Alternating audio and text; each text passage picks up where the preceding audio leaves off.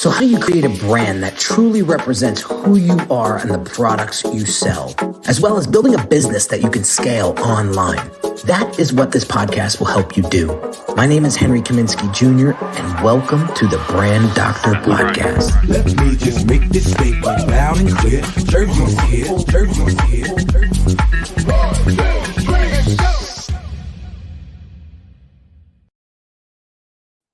What is going on, everybody? Welcome to another Brand Doctor podcast episode. Again, we are streaming live. We got a little bit of a packed house today. We got a couple guests on the show again. We got Oasis Qureshi. What's going on, my dude? What's up, Henry? How are you, man? Doing awesome. We got my man Gabe De Silva in the house. What's shaking? What's up, guys? Thanks for having me. Fired up. Let's do it. Oh, dude, I am super pumped. Today, we're going to be talking about how to monetize your expertise. And I got to tell you, Gabe has been doing this for quite some time for himself, and he is going to be our case study today to sort of highlight and showcase how he's been able to do this successfully over the past few years. We got Oasis in the house once again. But before we get into that, some major things have been going on in the world over the past couple of days. I mean, Richard Branson went to space yesterday. Like, wanted to get your guys' take on that. Like, holy shit.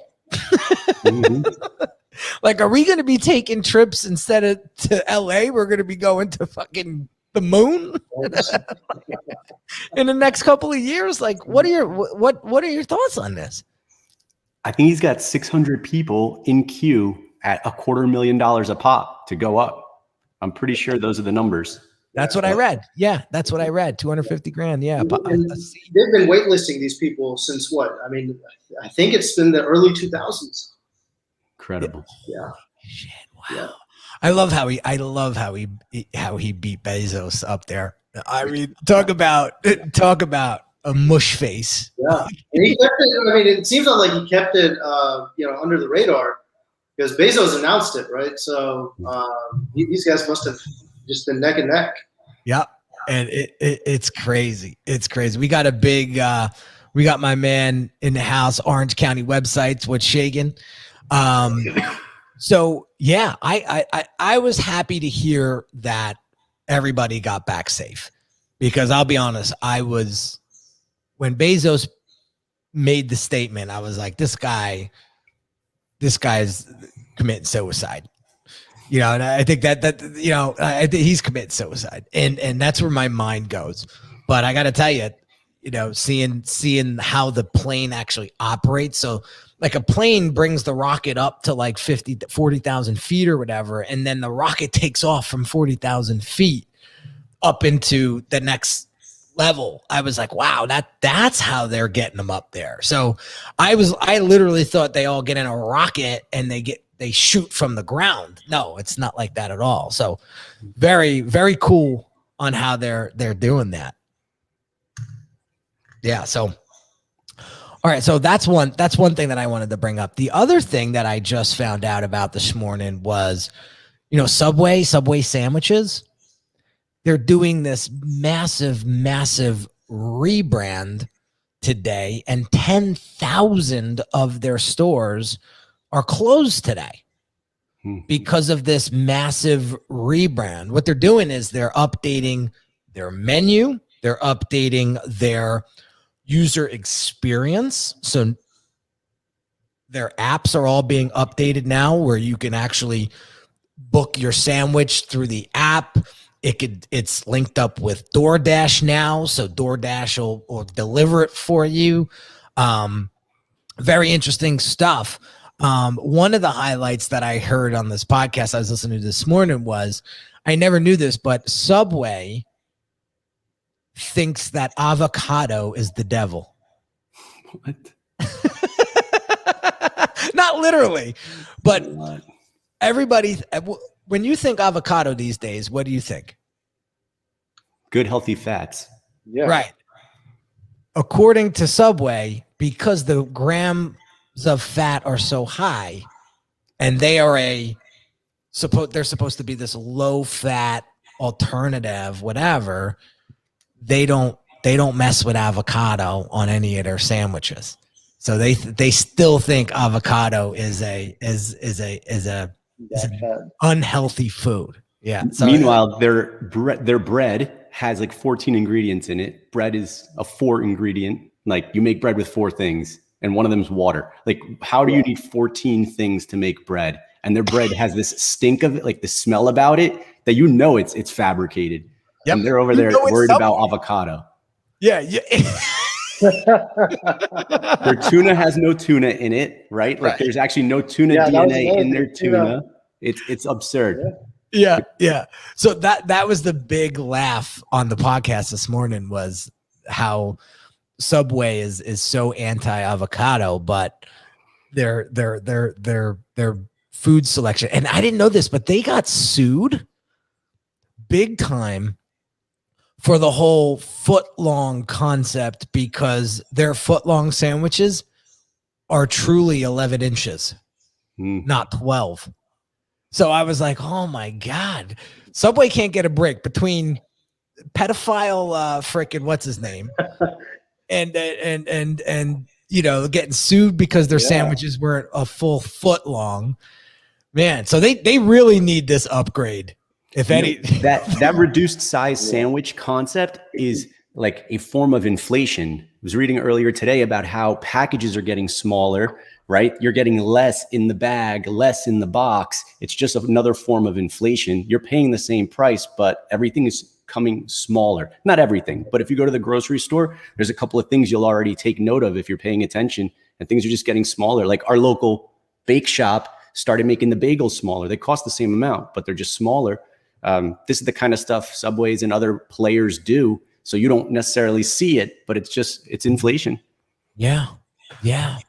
Interesting stuff. So I'm curious to see what Subway does. And they're apparently tomorrow, they're starting their 1,000,000 sandwich giveaway. So they're going to give away 1,000,000 sandwiches, 6-inch sandwiches, and each store gets to give away 50 of them. So that's how they're dicing up the 1,000,000. It's going to be very, very interesting what Subway does. I didn't know this, but Subway is not a publicly traded company. It's not on the market. It's privately owned. I did not know that. So very, very, I love what Joshua Easter says here. He says shrinkflation is what it's called. Yep. Very interesting. Very interesting. All right. So let's get into today's topic of conversation. And for those folks that are joining live, please feel free. We got a lot of great commentary going in on the comments here. So keep them coming. If you have questions for the three of us regarding monetizing your expertise, we want them in today's live stream, and we'll make sure they get featured and answered to the best of our ability. So one of the big problems I want to highlight here today when it comes to monetizing your expertise is the entrepreneur not knowing how to package their expertise effectively. And Gabe and I are in a mastermind group together, and this actually came up in conversation on one of our virtual calls recently. Was this company it's $1 million business, a multi-million-dollar business, and they've drove a lot of that revenue due to their personal brands. Their personal brands have validated the market. The market likes this couple clearly. But when people are coming into this business and they're buying their initial offer, I think it's $1,000 product. After that, everybody's kind of bumping into each other going, well, where do I go from here? What is my next investment? And that's been very unclear for this company. So they're trying to get some branding help to figure out how do they productize, how do they package their programs, how do they level their clients up from one package to the next and really really streamline this. And the great thing about Gabe here, and this is one of the reasons why I have him on the show today, is I got to tell you, I've known Gabe now for little over half a year, and I've studied some of his stuff, and I'm like, holy shit, he's done a really good job as a personal brand monetizing his expertise. So I wanted to talk to you about this, kind of hear your story on how you've been able over the past couple of years to break that 7-figure mark and iron out some of these challenges that you've had with your business. Yeah, the differentiation between the personal brand and making it something marketable was big for me. At first, personal brand works great. You're getting a lot of lead flow. Deals find you, those types of things organically. That's all evolving, and that's all great for like building and scaling a fix and flip operation or a wholesale operation or something in the real estate space, which is where we operate. But at some point we had to take it, package it, make it palatable, and put it out to the public in a way that they could consume it, and it wasn't Gabe driven, wasn't Gabe focused. So like in our world, our fix and flip, you see over my shoulder some of our stuff, our fix and flip curriculum is called the foundation: find, fund, fix, flip, the 4 F's of finding, funding, fixing, and flipping, rehabbing houses. It's not Gabe's. Gabe does it. We do it in my business. We're operators as well. But when you take that, when you create a curriculum that you can put out to people, it's got to be branded accordingly. And that was a big shift for us.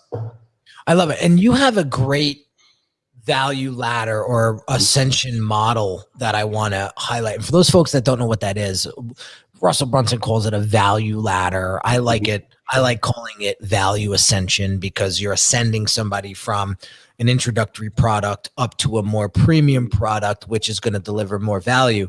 You've been able to do this pretty successfully with your business. You have a mastermind group that you coach and things like that. So what was your thought process of breaking all that, structuring that value ascension for your business?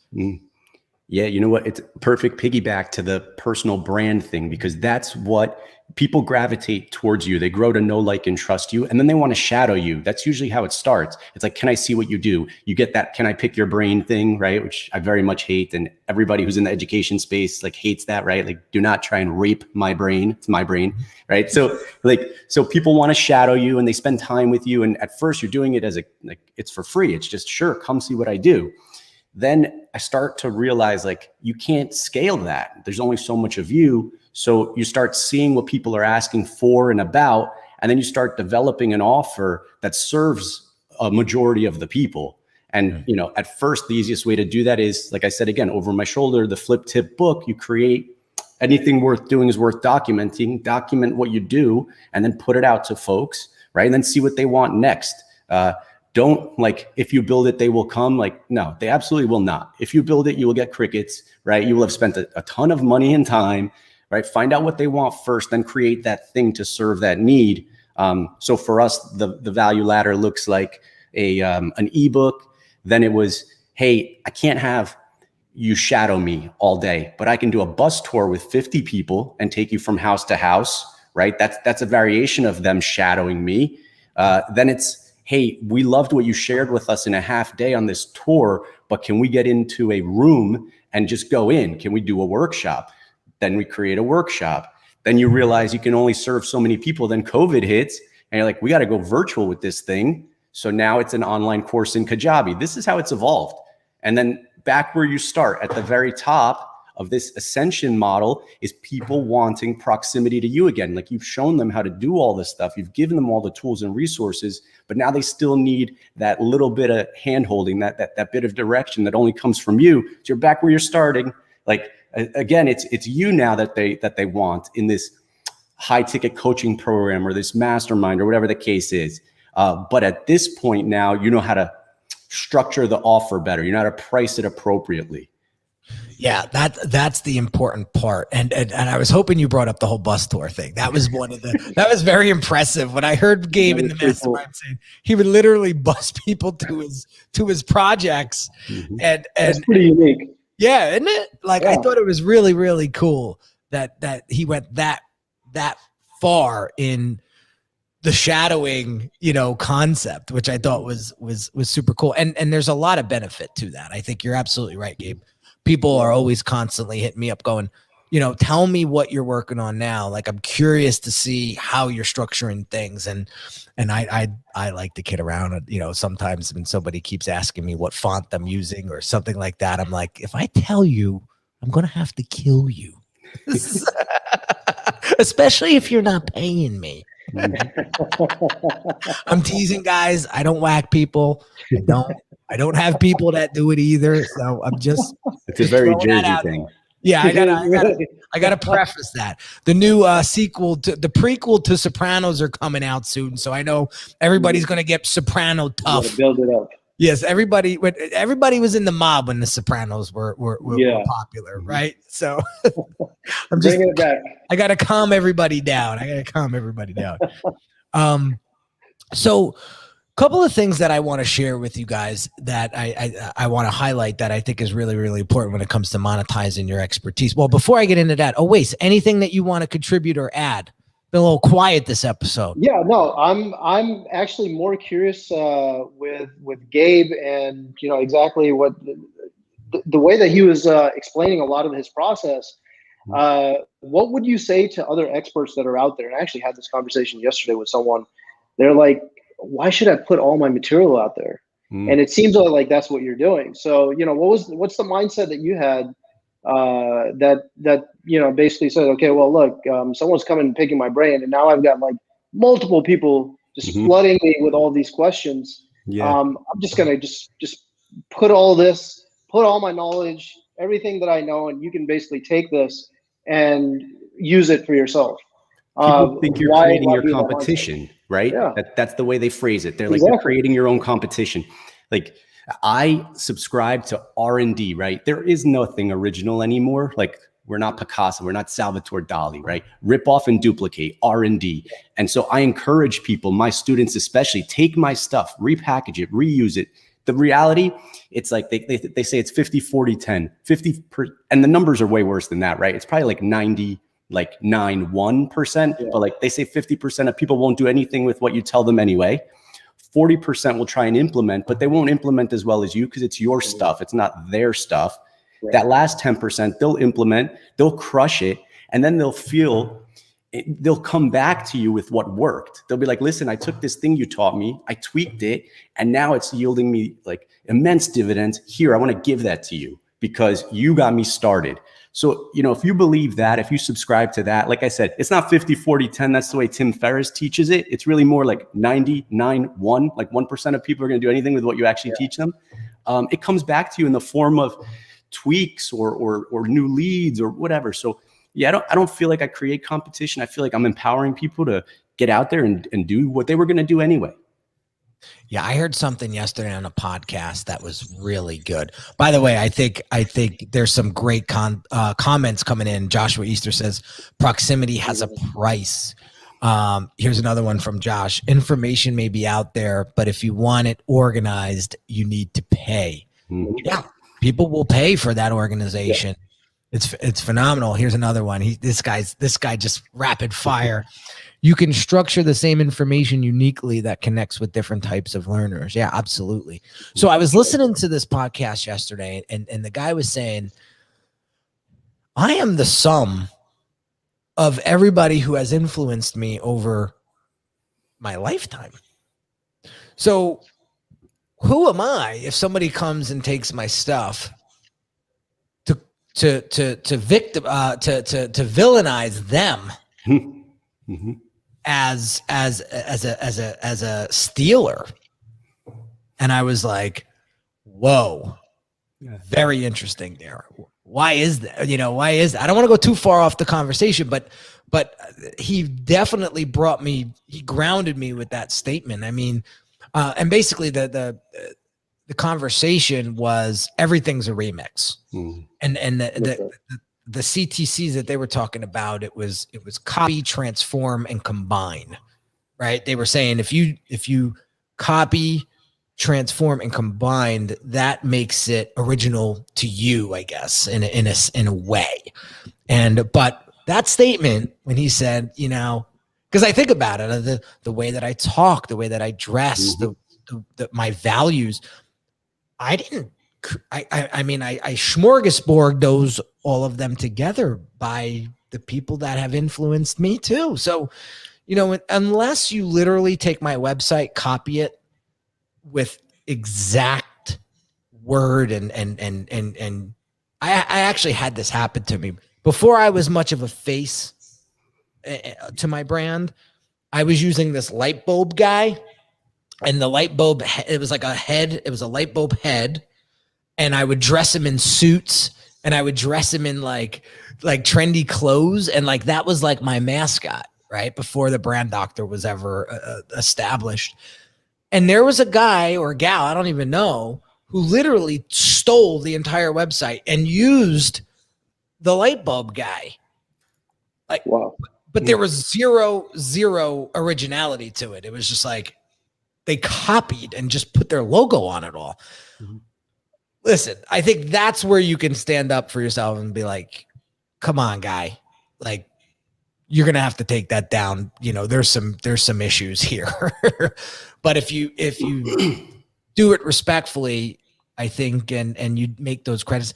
I learned yesterday that Led Zeppelin, the rock band, was known for copying the hell out of other artists and bands and not attributing the credit to them, but they turned out all right in the long run. But there's still a lot of work to be done even after that, right? Like right now, I'm coaching a couple of students as they launch their first bus tour, and they are repurposing a lot of my stuff. They're using the 4F framework, all that, and I support that.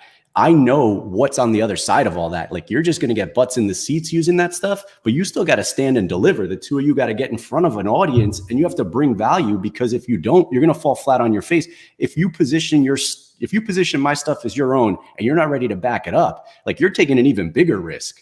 So like, kudos to you for stepping out and doing that first step, but you still got to execute on the back end of this. So look, there's great comments here. Like, people know that there is nothing new. There just isn't at this point. Like, Elon and Bezos and Virgin Galactic and sending people to Mars. Okay. But that's not what we're talking about.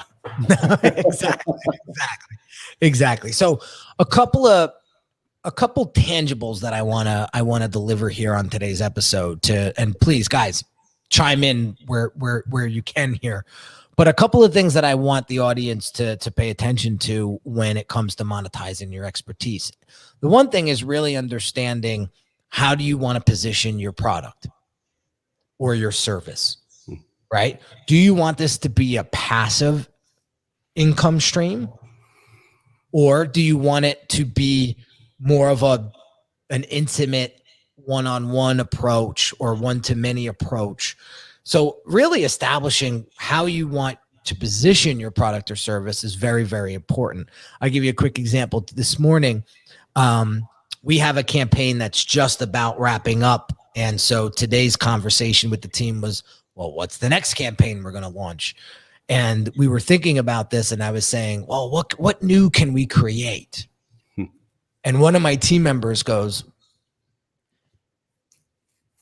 Henry, what about COVID? COVID beat up a lot of people, right? It did, financially. And there's been this huge rush into digitizing products and services. She said, you have all of these assets that you've created in the past. How about we do an audit of those and maybe reboot a couple of them? And so what we're going to be rolling out over the next, well, we're building it now. We're renovating. Talk about fix and flip. Yeah. I'm fixing and flipping a previous product as we speak. But August 1, we should be able to launch by August 1, if not sooner. Mm-hmm. But what we're going to do is we're going to create an annual membership. And it's going to be called the Brand Yourself Coaching Membership. It's very simple. I'm not getting crazy with the name, but it's an annual membership where you come in And there is a portal that you log into, and there will be a tremendous amount of value there in video content. And then you will have access to an exclusive Zoom group once a month with me. And we can mastermind, we can powwow, we can tackle issues. And this is nothing new. This is nothing new. The only difference between this and any other membership that you've ever joined is I'm at the helm. And that's something that you got to remember. You are one of your biggest differentiating factors in your business. And to our fellow mastermind members' points in our mastermind group last week was everybody kept asking, like, do they brand the business or do they brand themselves? I say do both. And that doesn't mean you need 2 accounts for everything. That's not what I'm talking about. You got to brand yourselves because that's what people connect to first. But you also have to brand your products, your services, and make sure that they're situated in a way where everything's easy to consume. Imagine walking in to Target and you need 2 things. You need milk and you need fruit.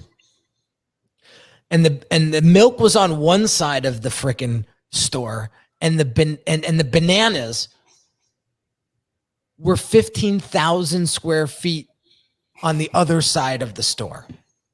That's what you're doing when you're not productizing and packaging your products and services efficiently. How pissed would you be? If you have a curriculum and you brand it accordingly, well, I'm getting feedback. You got it. You're good. Yeah. So if you've got a curriculum and you brand it, right, the challenge then becomes the differentiator between you as the person who's delivering the curriculum and then the curriculum itself being able to live without you when you go beyond your organic sphere. And that's the problem that I think a lot of the people we're talking about are having is like when you saturate your sphere and all the people who know, like, and trust you, have shadowed you, have come to your workshops and, so forth and so on. How then do you take this amazing curriculum, this offer, this product, whatever it is that you've created and get it outside of people who don't know you? You got to get them to, you got to indoctrinate them. You have to get them to know you a bit, but like they want to gravitate towards the material. I actually had a coaching student tell me, like, Gabe, we want to learn how to flip houses from you, not how to complete triathlons. So like, it's not about me anymore, right? Like I'm into fitness and I'm constantly posting about the things I'm doing in my fitness life. And they're like, that's not why we signed up with you, right? We want to learn how to flip houses. So just something for people to be mindful of.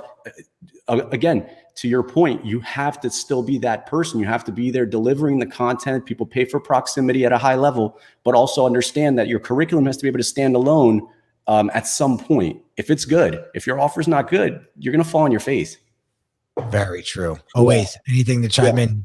Yeah, really narrow down that offer. And like Gabe was saying, I mean, just be able to differentiate that between what that offer looks like versus what your own personal brand looks like. But stay on topic, really make sure that people, or your ideal clients, really know exactly what they're going to be getting out of that particular curriculum if you have that program. Again, I have a client right now that I'm working with. I've been working with for over a year, and his offerings now have been 60% of his offerings are now virtualized. Whereas before he was doing this live, he was doing this either one-to-one or in a group setting, and now where it started from like a year ago.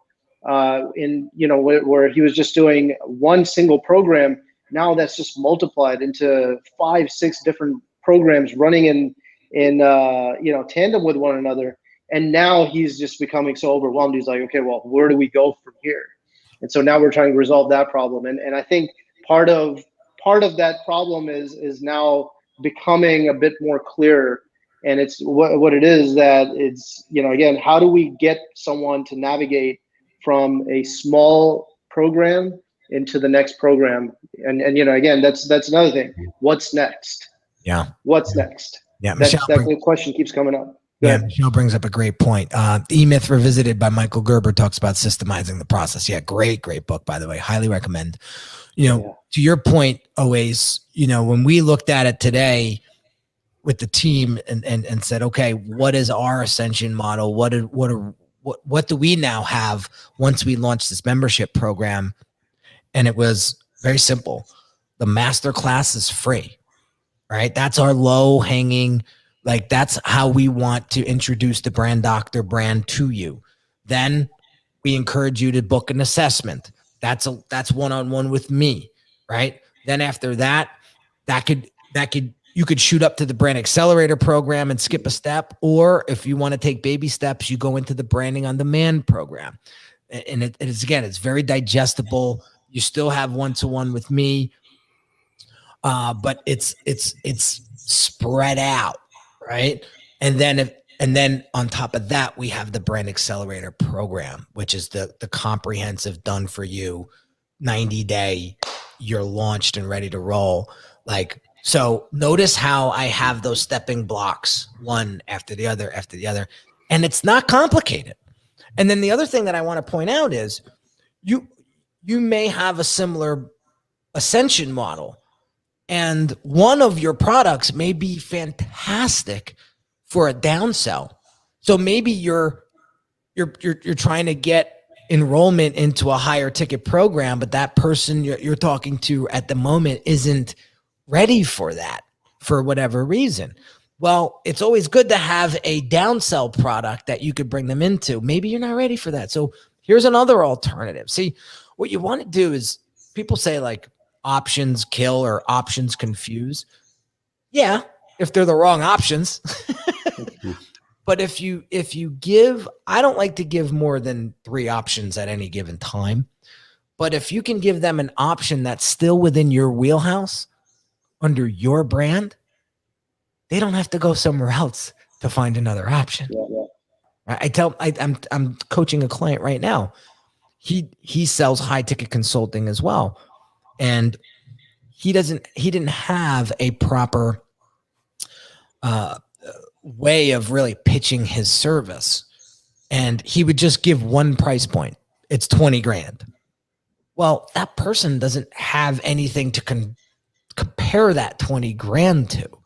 But if you give them option A, option B, and option C, and maybe option B is the one you want them to go into, they have 3 options right there that they could compare what you're offering to.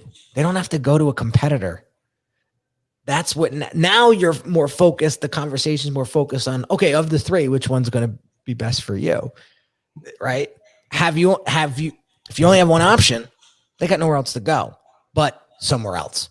So you don't want to do that. You want to keep them under your umbrella. Mm-hmm. So awesome stuff. So there's 3 questions that I want you guys to ask yourselves. Question number 1 is, does your client know what to do next? Once they come into your world, whether it be through a free training or a low ticket or moderate ticket offer, do they know what to do next? And if not, you got work to do. Question number 2, have you packaged or productized your offerings effectively? To Gabe's point, do you have them structured properly? Are they easy to grab off the shelf? And question number 3, how are you generating awareness to your products or products? Very, very important to understand. And I felt the struggle with our fellow mastermind member last week when they said, we have $20,000 program, but nobody knows how to get to it. And I know there's people that come into the program that want it, but I have no systematic way of getting them to that program unless they come through me personally. And I'm like, you got to get that fixed. That is, talk about clogging your profits. Yeah. You know what I mean? So I'm glad we had this conversation today, guys. Awesome dialogue, man. And the people that were chiming in on the comments, great points. Vision Board Music says here, they say 2 options is a choice, 3 is freedom. Yeah, very true. Very true. Any other thoughts? Gabe, where could they learn, for those folks that are into real estate, perhaps, like where can we send some of the audience to learn more about what you got going on? The hub is my website, gabedasilva.com. And they can go there and they can actually see how we position our offers, see the value ladder, and see where you find yourself. Like when you come into our world, it's my responsibility, my team and what we've built should give you a feel for where you are in your journey and which one of our offers serves you. And it should be intuitive. And I believe that it is. Your audience can go there and see if that's the case. But if you've got no budget and you want to just explore the possibility of flipping houses, we have a free YouTube series. You go there, right? Doesn't cost you anything. But if you're already, 3 to 6 flips into your journey and you're struggling to systematically build and scale your operations, then you might want to take our course. Like that's why we created it. And if you're further in your journey, you got 10, 12 flips under your belt, but you're not consistently doing 6 figures on each and every one, then you should be in our mastermind. And those things I think are pretty clear. But again, I leave it to the audience to go there and look and gauge for themselves. Yeah, that's awesome. So you pick your journey, and I love the I like how you had like prerequisites already. That's really knowing your audience well. Yeah. Right? I was them. Frankly, I was them. So I came through that journey myself. And then I just started paying attention to the people that were coming along the path just behind me and said, hey, listen, like I did this wrong for a year. Here's how you can jump a step. And I created an offer for that to serve that need. Yeah. Dude, when you said that I was them, I got goosebumps because when I was a graphic designer evolving into the digital marketing space, you know how I got in? It was a $1 offer for digitalmarketer.com's Facebook group. They were charging $37 a month, but it was an introductory offer for $1. You got 30 days in this Facebook group. And I did have $1 at the time. I was broke, but I did have $1. And I went in and I didn't even know what an upsell was. I had to Google it. Gabe's laughing. Like I did not even know what an upsell was. And I was like, what are these people talking about? And I learned what an upsell was. I learned what a downsell was. I figured I learned what the hell a ClickFunnel was. And now look at me 7 years later. It's like, holy shit. And I feel like I'm only 7 years in, compared to looking at my career, that's only half of my entire career. Right. And I look at these other people like Sebastian Maniscalco, big comedian. He's been a comedian for 24 years. He's 48 years old. He's just now breaking into the scene. Like I give him a lot of props for that. So just guys, keep in mind, this is a marathon. These guys sitting next to me, they've put in a tremendous amount of effort and time and energy into making what they now have. So Rome wasn't built in a day. Remember that. So awesome stuff.